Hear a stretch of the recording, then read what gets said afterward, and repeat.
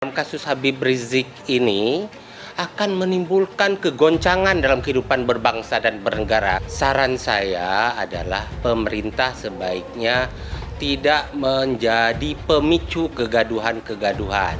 Pemerintahan Anda masih 4 tahun lagi loh, 2024. Jangan sampai sejak sekarang sampai 2024 itu tiap hari penuh kegaduhan. Tidak ada pembiaran, sudah dikenakan sanksi kok. Sanksi denda itu 50 juta kok sudah dibayar. Sudah cukup di titik itu. Diberi peringatan kepada FPI, kepada Habib Rizik dan semua komponen bangsa lain, Anda mengulang kami tindak pidananya. Kan cukup di titik itu. Ini kan belum pernah ada peringatan langsung ke FPI dan Habib Rizik ditarik pidananya. Apakah kasus pelanggaran kerumunan baru terjadi dalam kasus Habib Rizik ini? Apakah baru terjadi dalam kasus Maulid di Petamburan? Itu jawab. Saya mengingatkan kepada pemerintah, dalam hal ini Presiden, mengambil sikap, jangan diperpanjang kes ini. Apa resiko kalau kasus ini Anda teruskan? Perlawanannya akan sangat kencang. Berapa banyak darah yang harus Anda korbankan? Harus dipikirkan, jangan sampai pemerintah tangannya berdarah-darah. Saya memerintahkan kepada Dinas Kesehatan untuk melakukan tes swab ulang kepada Habib Rizik. Itu yang saya pertanyakan juga. Ya, pihak rumah sakit ya mengaku bahwa hal itu terjadi di luar sepengetahuan begitu. Karena Pak Dirut sendiri tidak tahu bahwa itu telah dilakukan. Tapi kan ya masa rumah sakit seperti itu ya harusnya kan sebagai pimpinan rumah sakit tentunya bisa memonitor, memantau ya bahkan mengendalikan semua proses protokol kesehatan di dalam rumah sakit gitu. Karena itu saya kira yang sangat baik adalah dilakukan swab ulang. Pemprov DKI bekerja berdasarkan peraturan yang ada. Ketika kita mendengar kabar ada sebuah kegiatan, maka secara proaktif mengingatkan tentang ketentuan yang ada. Dan ini dilakukan oleh Jakarta. Maka pelanggaran itu ditindak sesegera mungkin. Dalam waktu kurang dari 24 jam, Pemprov DKI menegakkan aturan. Artinya yang melanggar ya harus ditindak. Itulah yang kita lakukan. Habib Rizik dapat laknat pingsan di mimbar. Kalau pingsan di mimbar, cebong bahagia. Besok bazar rame. Mau para jenderal TNI dan Polri, hati-hati kalian. Ada nenek-nenek ngomongnya salah melulu. Sampai presiden aja dibilang petugas partai. Lonte yang hina Habib, hina ulama, tangkap. Ditangkap enggak, dijagain. Jangan-jangan minta jatah kali. Seorang prajurit TNI menyambut kepulangan seorang Habib di Borgol, ditangkap di penjara. Katanya tidak sesuai Sabta Marga. Unyil. Habaib ulama dikriminalisasi hanya karena tidak sejalan dengan penguasa. Punya akhlak gak? Ucapan agama tidak boleh ngatur negara, itu ucapan gak punya akhlak. Bicara tentang revolusi akhlak berarti bicara tentang satu revolusi yang berdiri tegak di atas Al-Quran. Sekali lagi kita ingatkan kepada mereka, Indonesia adalah negara tauhid. Ayo revolusi. Ayo revolusi sekarang juga. Semua meminta kepada kepolisian negara RI agar tidak ragu-ragu untuk menangkap dan menahan saudara Muhammad Rizik Syihab, menghina Pancasila, menghina agama Hindu, agama Kristen, menghina masyarakat Sunda dan sebagainya. Makanya mereka menghina Nabi. Saudara, yang namanya orang kafir itu dari dulu Allah udah bilang. Tentang beredarnya ada rekaman fitnah yang mengatasnamakan Firza Husein, juga saya sekali lagi saya katakan itu semua adalah fitnah. Firza Husein juga sudah menyampaikan bantahan melalui juru bicaranya. Saya ini sudah kenyang difitnah. Difitnah selingkuh sama perempuan, difitnah serobot tanah negara, difitnah menghina Pancasila, difitnah anti Bhinneka Tunggal Ika. Jadi udah segudang fitnah yang ada. Kalau Habib Rizik ngomong, ngasih kode ke saya boleh. Tapi kalau dia yang ngomong itu pinter-pinter dia kali. Habib punya kekuatan keterlaluan batas, saya bilang.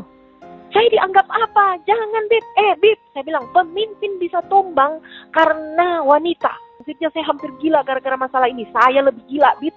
Teman-teman saya semua menegur saya. Gini, hei Habib, saya bilang ya. Selama ini saya mau tanya sama Habib. Habib kan punya mata.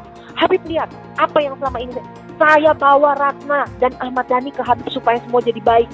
Saya ikut arahan Habib, ikut kegiatan MPI. Akhirnya toh nggak minta ampun, minta maaf, minta ampun, tolong Firza, tolong minta ampun. Sampai dia mau mundur, dia nggak mau lagi mimpin aksi ini. Pak Emma, bayangin.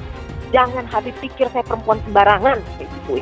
Saya bisa berteriak, teriak. Tentunya nanti ada beberapa saksi ahli yang nanti akan kita periksa kembali ya. Ada saksi bahasa, saksi pidana, saksi pornografi, dan saksi untuk melihat wajah ya. Apakah wajah itu memang sesuai dengan badan, apakah wajah itu sesuai ya, atau badan itu terlalu panjang tangannya atau kakinya dan sebagainya. Nanti ya. Saya belum lama kenal dengan Bu Firza. Di KMA ada chat, ada kalau telepon lain mungkin chat, iya ya. Oh, saya bilang Habib sudah keterlaluan batas ya. Saya bilang, udah kelewatan. Saya cukup sabar ya. Jangan coba-coba mainin saya. Dia janji mau nikah, dia janji ada semua, Kak. Saya kirim ke dia. Saya berbuat seperti ini karena perbuatan Habib sendiri. Nah, Habib merasa diteror, diancam, tertekan karena perbuatan Habib sendiri. Oh, Firza berarti bohong. Firza tidak hapus chat. Oh, tidak, saya hapus sih. Saya tidak mau sakit sendiri. Kayak gitu. Kasus Ahok ini telah terang benderang. Sebuah penistaan agama yang tidak boleh dibiarkan. Dan saya sampaikan di sini, agama apapun di Indonesia tidak boleh dinistakan. Siapapun di Republik ini tidak boleh menistakan agama. Nah, karena itu sekali lagi dan sekali lagi hukum harus ditegak. Menghina umat Islam, menghina ulama. Karena itu kita minta kepada majelis hakim agar terdakwah ini segera ditahan. Berpotensi besar untuk melarikan diri. Itu yang nggak boleh kita lupa tuh. Untuk segera ditahan. Karena sudah berulang kali selalu mengulang-ulangi penodaan agama, ditambah berpotensi untuk melarikan diri. Pancasila Soekarno, ketuhanan ada di pantat. Anak Tuhan dari mana? Kalau Yesus anak Tuhan, bidangnya siapa? Besok di seluruh wilayah Indonesia kami katakan bahwa padahal dia minoritas. Dia mulai tahu pertama kafir, kedua goblok. Kitab Bible Kristen itu bohong. Saya bukan mengatakan Bible Kristen fiksi. Bible Kristen itu palsu. Karena di salib itu ada jin kafir. Karena di salib itu ada jin kafir. Karena di salib itu ada jin kafir. Haleluya. Saya nggak pernah mundur untuk kebenaran, keadilan, kejujuran, dan peri kemanusiaan. Gue nggak pernah mundur. Dan gue nggak pernah takut juga sama lu. Siapapun yang rasis, gue akan hadapin. Gue bilang. Karena rasis itu dia berperi kemanusiaan. Sama saya ditanya dulu kan, kamu nyesel nggak statement kamu di Pulau Seribu sehingga masih masuk penjara? Tidak pernah nyesel, karena saya mengatakan kebenaran. Hai teman-teman, saya mau memperlihatkan transaksi saya hari ini lakukan trading di eToro. Ini bukti transaksi saya untung $4.500 US, itu sekitar 68 juta rupiah. Semua keuntungan bisa saya dapatkan dengan fasilitas copy trading di eToro. Kalau saya bisa, kalian juga bisa guys. Oke, itu yang mau saya tunjukkan. Like video ini sekarang juga dan gunakan link di kolom deskripsi, maka kalian berhak dapat bonus kalian. Promo ini ada masa waktunya, jadi jangan ketinggalan. Bukan cuma itu saja, transaksi tidak dikenakan fee, baik itu investasi saham, trading forex, komoditas, bitcoin, dan lainnya. Kalian bisa melakukan transaksi berapa kali pun atau unlimited trading. Dan tidak ada fee sama sekali. Jika transaksi di tempat lain sudah berapa fee-nya. Setelah nonton video ini, ayo bergabung dengan eToro hari ini, gratis dan tidak ada minimal deposit. Pastikan kalian menggunakan link di kolom deskripsi untuk mendapatkan welcome bonus. Kalian bisa menggunakan bonus $100.000 di akun virtual untuk latihan. Bukan cuma itu, kalian akan dapat kelas trading online gratis senilai 3 juta rupiah atau $200 jika kalian deposit di bulan ini. Selamat menonton guys, enjoy! Hai semua, dengan saya Jonas Leong. Terima kasih banyak buat kalian penonton setia yang selalu menonton di channel ini. Saya secara personal sangat menghargai waktu kalian. Dan saya sudah menganggap kalian sebagai family karena kalian selalu support di channel ini. Bagi kalian yang selalu menuliskan opini kalian di kolom komen, saya baca komen kalian satu persatu. Saya baca komen kalian untuk mengetahui opini kalian, tanggapan kalian, dan masukan kalian sangat berguna untuk video selanjutnya. Terima kasih banyak buat kalian yang selalu menekan tombol like di awal video.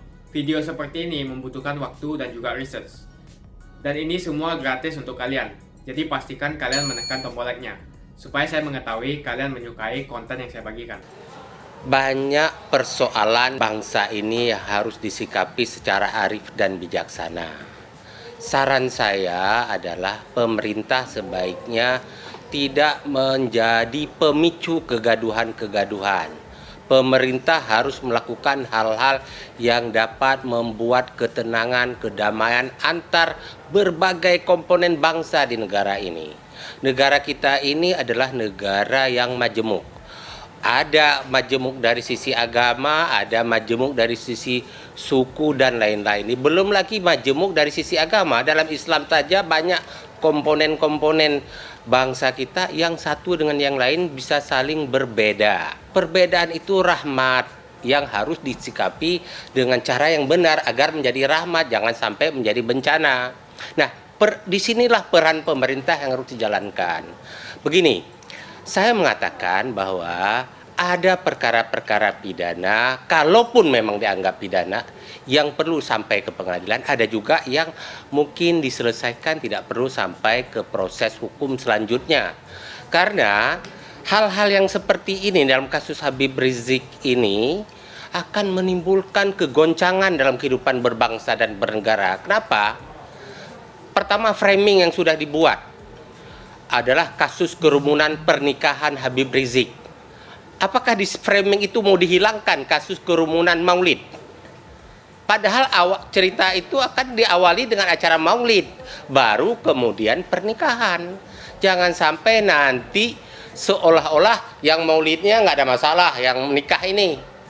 Nah, jadi kan kalau hanya bicara nikah, sasarannya jelas itu ke Habib Rizik. Orang bodoh pun akan menerjemahkan seperti itu. Nah, oleh karena itu ingat loh ya, Presiden, maaf, ini saya setujukan kepada Presiden bahwa Presiden harus mengambil sikap dalam kasus ini. Pemerintahan Anda masih 4 tahun lagi loh, 2024. Jangan sampai sejak sekarang sampai 2024 itu tiap hari penuh kegaduhan. Memang negara kuat, perlawanan-perlawanan yang dilakukan oleh komponen bangsa manapun mampu negara meredam itu. Tapi berapa banyak darah yang harus Anda korbankan? Harus dipikirkan, jangan sampai pemerintah tangannya berdarah-darah. Selesaikan dengan arif dan bijak, pertimbangkan dengan baik apa resiko kalau kasus ini Anda teruskan, perlawanannya akan sangat kencang. Nah, kemudian apakah kasus ini memenuhi syarat untuk naik ke tahap penyidikan? Saya sekali lagi mengatakan tentang syarat untuk menaik ke penyidikan, saya tidak pada kapasitas menilai hasil kerja dari penyidik. Kalau penyidik sudah mengatakan layak naik, ya silahkan, monggo ya. Yang punya kewenangan menilai itu nanti jaksa pemeriksa berkas ya.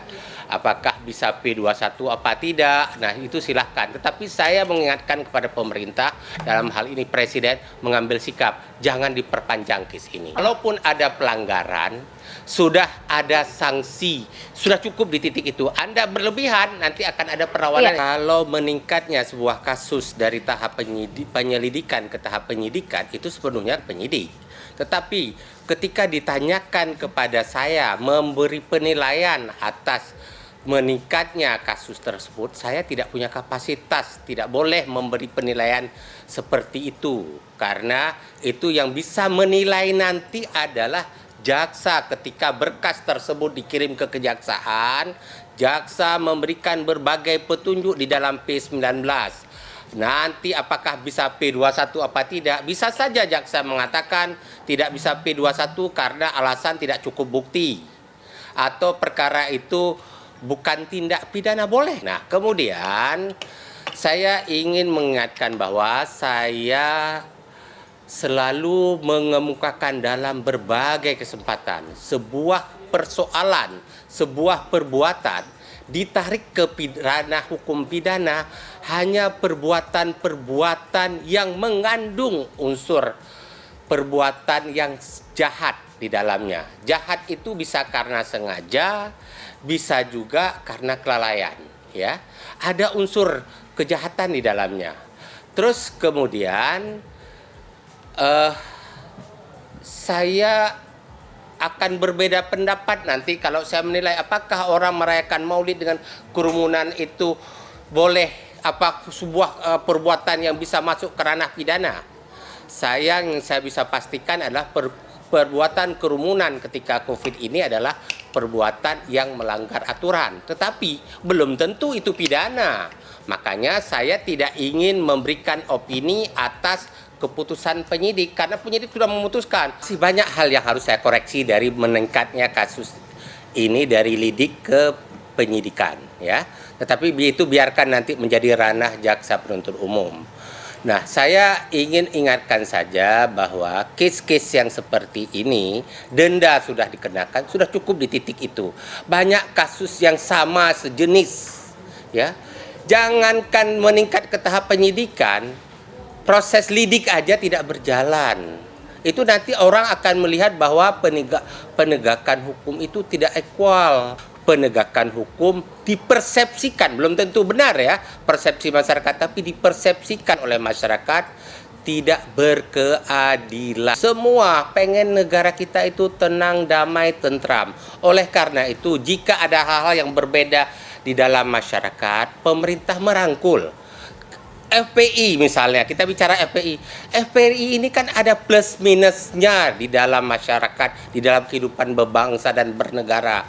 Pemerintah ambil yang plus-plusnya, dibangun, dijalin kerjasama. Misalnya kita tidak bisa pungkiri satu fakta. Setiap ada bencana alam, bencana-bencana ini, FPI salah satu, saya tidak mengatakan satu-satunya ya, salah satu organisasi terdepan di dalam bidang kemanusiaan seperti itu. Hal-hal seperti ini seharusnya pemerintah merangkul dengan cara bukan berarti mengkooptasi, dalam arti bahwa kegiatan kemanusiaan FPI seperti itu difasilitasi, dibantu, jangan di-cut sana sini.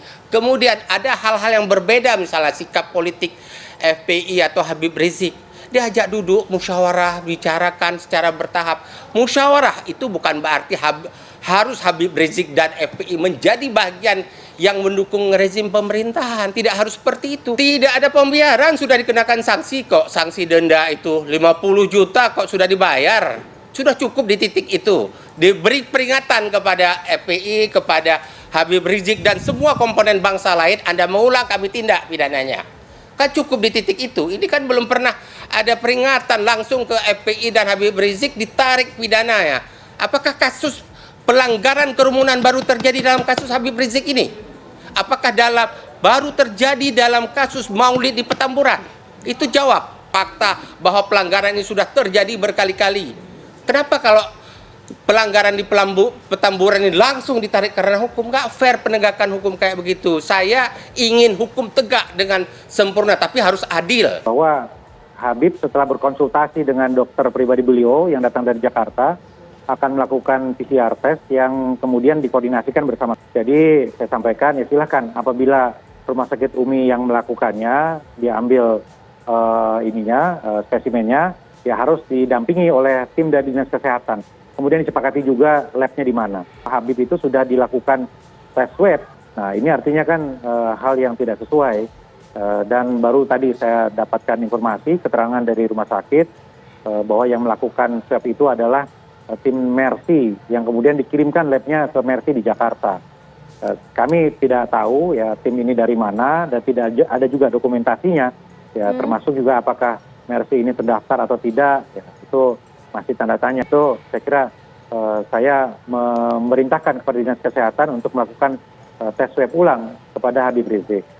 Itu yang saya pertanyakan juga ya, pihak rumah sakit ya mengaku bahwa hal itu terjadi di luar sepengetahuan begitu, karena Pak Dirut sendiri tidak tahu bahwa itu telah dilakukan. Tapi kan ya masa rumah sakit seperti itu ya harusnya kan sebagai pimpinan rumah sakit tentunya bisa memonitor, memantau ya bahkan mengendalikan semua proses protokol kesehatan di dalam rumah sakit gitu. Karena itu saya kira yang sangat baik adalah dilakukan swab ulang ya. Ini kenapa? Ya karena pertama ya ini untuk kesehatan Habib sekali lagi. Yang kedua adalah ya Habib ini kan banyak sekali kegiatan dengan kerumunan, ya cipika-cipiki, dan kemudian juga ada kontak erat dengan sosok yang kemudian dinyatakan positif, ya wali kota Depok dan lain-lain. Karena itu saya kira ya sangat penting bahwa Habib ini dilakukan swab tes. Saya berkunjung ke rumah sakit dan ketemu dengan pengurus saja, dengan direksi, karena mungkin Habib sudah beristirahat gitu ya. Jadi kami sampaikan saja betapa pentingnya untuk memastikan status Habib Rizik ya terkait dengan COVID-19 ini. Itu saja. Ada kesepakatan saja untuk tahapan-tahapannya. Itu yang paling penting ya, karena kita berbicara pertama tentu kesehatan Habib, yang kedua seluruh jajaran rumah sakit. Ini kan ada tim yang juga melayani dan merawat Habib di sana yang harus kita pastikan juga selamat gitu. Semuanya seperti itu. Jadi saya kira kepastian itu saja. Ya kalau silaturahmi ya insya Allah gitu. Tetapi yang penting adalah adanya kesepakatan tentang tahapan-tahapan yang harus dilakukan. Kami baru mendapatkan informasi bahwa Habib masuk rumah sakit Umi itu kemarin. Nah, begitu kami mendapatkan informasi itu, saya cek langsung dan malam tadi malam saya berkunjung gitu. Dan saat itulah koordinasi itu dimulai. Jadi saat itu kami minta semua tolong dikoordinasikan. Saya sebagai ketua Satgas ya harus menjalankan tugas secara maksimal berdasarkan undang-undang. Ini amanat dari Undang-Undang Karantina Kesehatan tahun 2018 ya, mencegah untuk terjadinya penularan. Gitu kira-kira, dan saya minta pihak rumah sakit berkoordinasi ya. Cuman sangat disayangkan ada yang miss ya, tadi siang itu ada yang miss sehingga terlaksananya tes PCR tanpa berkoordinasi dengan pemerintah kota. Habib Rizik pernah juga di rumah sakit Umi ini tahun 2016 ya, jadi memang punya kedekatan lah, saya kira sangat bisa dipahami begitu. Dan apabila beliau juga berkonsultasi atau ada tim juga dari Jakarta atau dari keluarga juga sangat bisa dipahami. Yang penting ada koordinasi dan informasi yang terus lancar antara pihak keluarga, rumah sakit dan pemerintah kota. Itu saja. Kita harus lihat dulu ya, informasinya tadi Mercy ini tidak terdaftar juga di Jakarta, tapi kita harus cek lagi. Poin kedua ya, kita tunggu dulu pelaksanaan PCR test ini. Saya tentunya berharap pihak keluarga kooperatif dan bekerja sama dengan baik. Menurut keterangan rumah sakit ya, beliau masih ada di Presidential Suite di sana. Barusan saya minta tim dari Pemkot, ya, Dinkes dan RSUD untuk meluncur segera ke rumah sakit Umi dan untuk melakukan PCR test terhadap keluarga. Jadi Habib, kemudian istri beliau dan anak beliau gitu.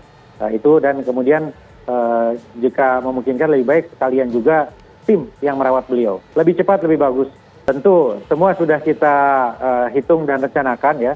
Segala kemungkinannya, saya koordinasikan juga dengan Pak Kapolres, Pak Dandim, jajaran Dinkes, semua sudah ada tentunya dalam perencanaan dan antisipasi kami. Ya, saat ini mari kita fokus kepada tahap ini dulu. Ya, kita berharap bahwa keluarga bisa bekerja sama untuk pelaksanaan tes swab ulang ini. Pancasila Soekarno, ketuhanan ada di pantat. Anak Tuhan dari mana? Kalau Yesus anak Tuhan, bidangnya siapa? Besok di seluruh wilayah Indonesia kami katakan bahwa Corona datang, musibah-musibah datang, tiada lain dan tiada bukan saudara.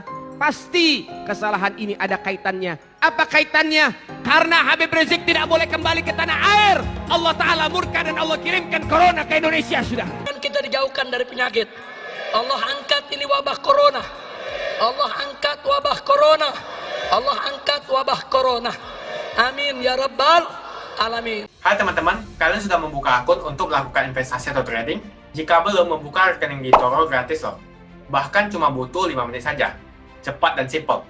Dan semua bisa dilakukan secara online. Sampai saat ini ketika kita mau melakukan investasi saham atau trading forex, kita masih menggunakan cara yang kuno. Seperti kita menelpon banker atau broker yang melakukan atau mengeksekusi transaksi kita. Tapi apakah kalian tahu di eToro kita membeli saham atau forex, kita cuma login, lalu memilih apa yang kita mau, lalu masukin angka berapa banyak yang ingin kita beli, lalu tinggal klik. Sesimpel itu. Sampai saat ini kita bingung mau investasi saham luar negeri, trading forex, komoditas, dan cryptocurrency di mana tempatnya. Kita bisa transaksi semua trading ini di eToro. eToro merupakan one-stop shopping.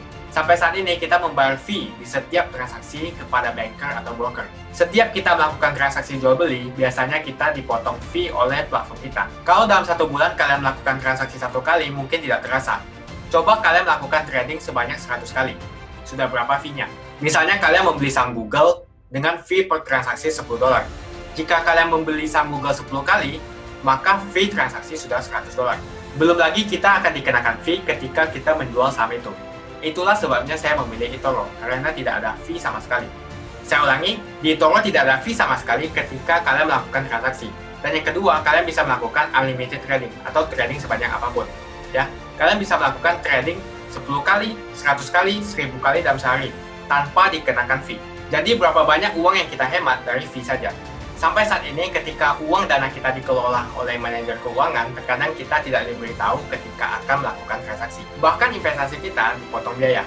Dan kita dibikin bingung karena kurangnya transparansi. Kita juga bingung memilih investasi manajer yang bagus untuk mengelola investasi kita. Alhasil, investasi kita bukannya untung malah rugi. Bahkan yang lebih ekstrim, kita tertipu oleh manajer investasi yang ilegal. Tapi apakah kalian tahu di eToro ada fasilitas yang namanya copy trade, di mana kita bisa menduplikasikan investasi atau trading yang dilakukan oleh trader profesional. Semua data terbuka dan transparan dan kita bisa melihat performance sampai 10 tahun yang lalu. Dengan fasilitas ini, kamu tidak usah lagi menelpon manajer keuangan kamu untuk melakukan trading. Atau pusing investasi kamu merugi dikelola oleh manajer keuangan. Di eToro kita bisa memilih investor profesional yang sesuai dengan yang kita sukai. Dan di eToro banyak sekali profesional investor yang keuntungannya di atas 50%.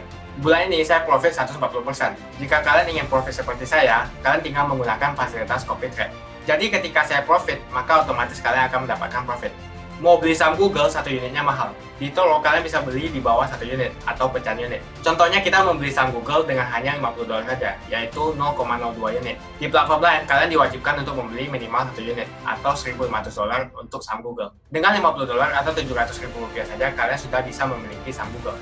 Menarik bukan? Saya sudah lama menggunakan eToro dan minggu ini saya profit 140%.